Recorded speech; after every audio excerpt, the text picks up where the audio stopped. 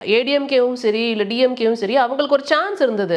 அவங்கள நீங்க வந்து தாவேக்கா வந்துட்டு ஏடிஎம்கே உடைச்சது தாவேக்கா தான் அப்படின்னு ஒரு ப்ளேம் பண்ணிருக்கலாம். பட் எந்த தலைவர்களும் ஸ்ட்ராங்கா அதை ப்ளேம் பண்ணவே இல்ல. ஏன்னா கட்சி அவங்களுக்குள்ளே உடைஞ்சிச்சுங்கிறது தானே இங்க பார்க்க முடியுது. அப்ப டர்ட்டி பாலிடிக்ஸ்ங்கிறது இங்க எப்படி கட்சி நியாயமா அது எப்படி இருக்கும்? அவங்களுக்குள்ள உடைஞ்சது நீங்க சொல்லுவீங்க?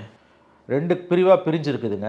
எல்லாரையும் இப்ப போய் முதல்ல சார் மகாராஷ்டிரால ஏக்நாத் ஷிண்டே வந்துட்டு போறப்ப பிஜேபி தான் வந்துட்டு இந்த வேலையை பண்ணுச்சுன்னு எல்லாருமே வந்து பழி போட்டோம்.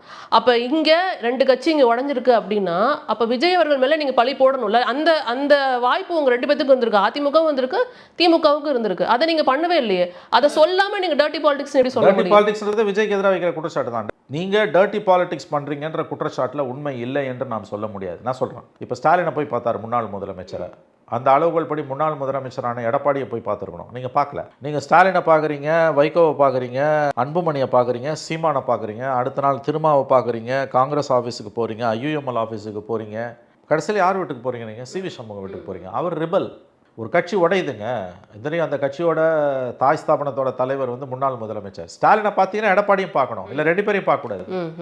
அப்போ நீங்கள் டர்ட்டி பாலிடிக்ஸ் பண்ணுறீங்கன்றதுல முகாந்திரம் இல்லைன்னு நம்ம சொல்ல முடியாது. 25 எம்எல்ஏ அங்கே சந்திக்கிறீங்க நீங்கள், அத்தனை பேர் உங்களுக்கு மாலை போடுறோம். அதற்கு பிறகும் வந்து நீங்கள் எடப்பாடியை போய் பார்க்கல. இது வந்து ஒதுக்கி தள்ள முடியாத குற்றச்சாட்டு.